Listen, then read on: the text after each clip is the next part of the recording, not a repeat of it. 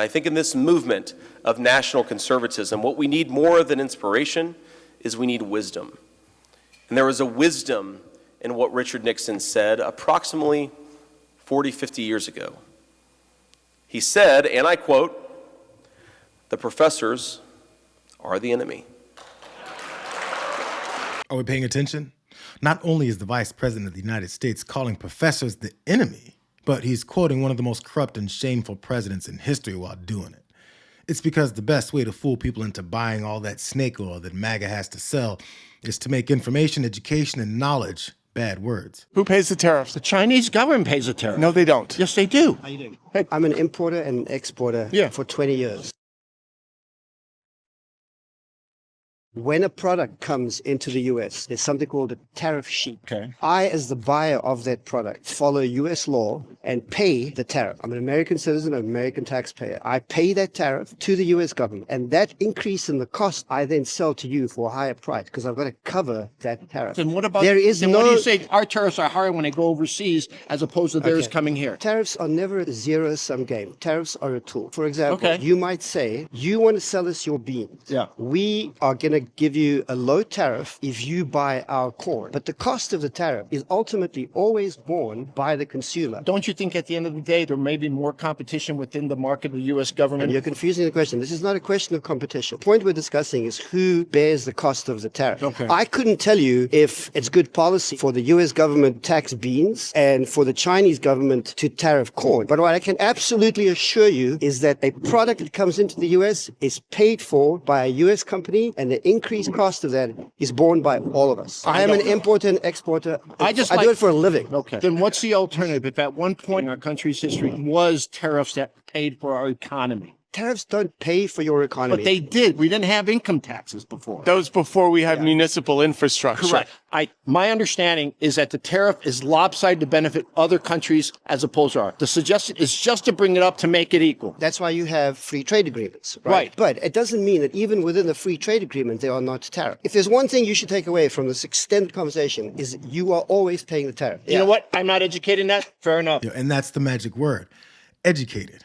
Once that happens, no matter what glowing and patriotic speeches Donald Trump gives, the people listening have information that they've gained that allows them to compare what he's saying to what they've learned and determine for themselves if he's bullshitting them or not. It's why his line about poorly educated is so telling. We won the evangelicals. We won with young. We won with old. We won with highly educated. We won with poorly educated. I love the poorly educated. He never won with highly educated people. He was lying, which is why he made sure to give a special shout out to the poorly educated. But real quick, back to J.D. Vance's attack on the people that help educate Americans. Because I get the feeling that one of the reasons MAGA is so hell-bent on making anyone that calls these modern-day Nazis is because if you know what Nazis did regarding education, you'd see that they're walking us down that same path. Another way in which the Nazis aimed to indoctrinate the younger population was through reforming the education system. They aimed to de-intellectualize education. They did not want education to provoke people to ask questions or think for themselves. They believed this approach would instill obedience and belief in the Nazi worldview, creating the ideal future generation. And guess what department MAGA is coming for next? Woman Linda McMahon is going to be our future Secretary of Education, which we're going to be giving back to the states. Let the state run education.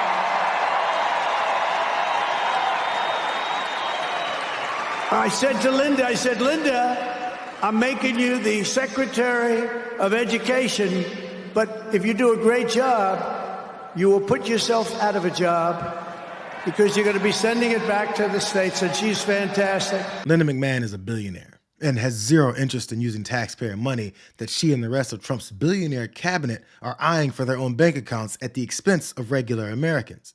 And all those fools that keep giving standing ovations to policies that directly screw them and their children over have no idea what eliminating the department will get rid of. If the education department is actually eliminated, how exactly would that affect school systems across the country? I think it's really important for people to understand that most school funding comes from the state and local level, and that we will still have public education if the Department of Education goes away. The department only goes back about 40 years.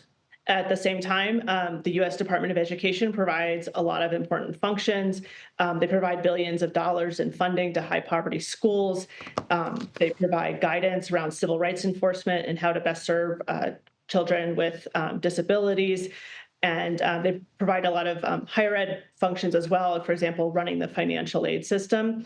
And so I do think people would notice if the department went away. They also do kind of boring things like highlight research into educational practices and help schools understand, if you're working with English learners or if you're trying to improve math instruction, here are the things that are evidence-based that could actually help students.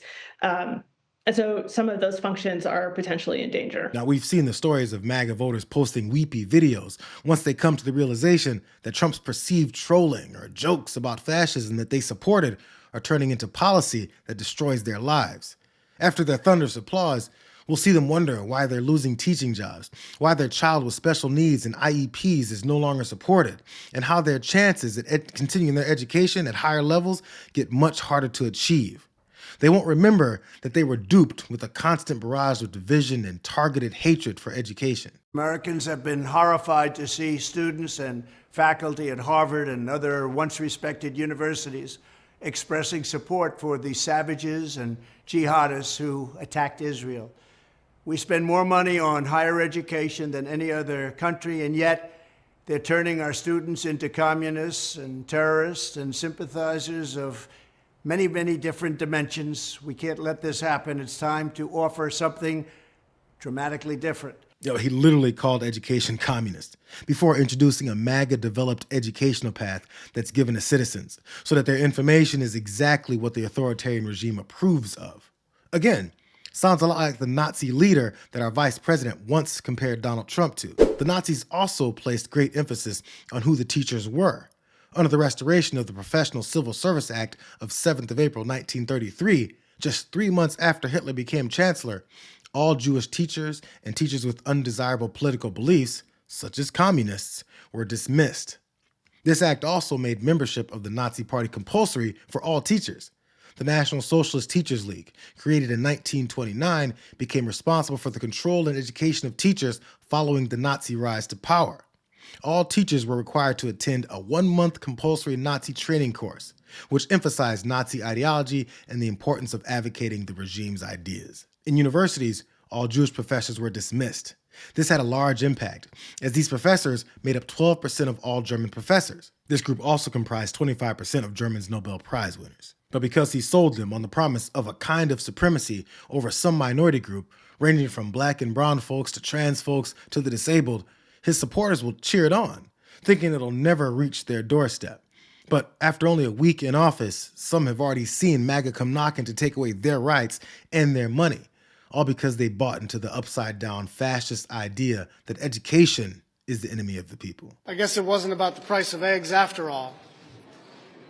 Anyone who's been involved in planning a wedding understands that seating arrangements are important. They are significant. They are embedded with meaning.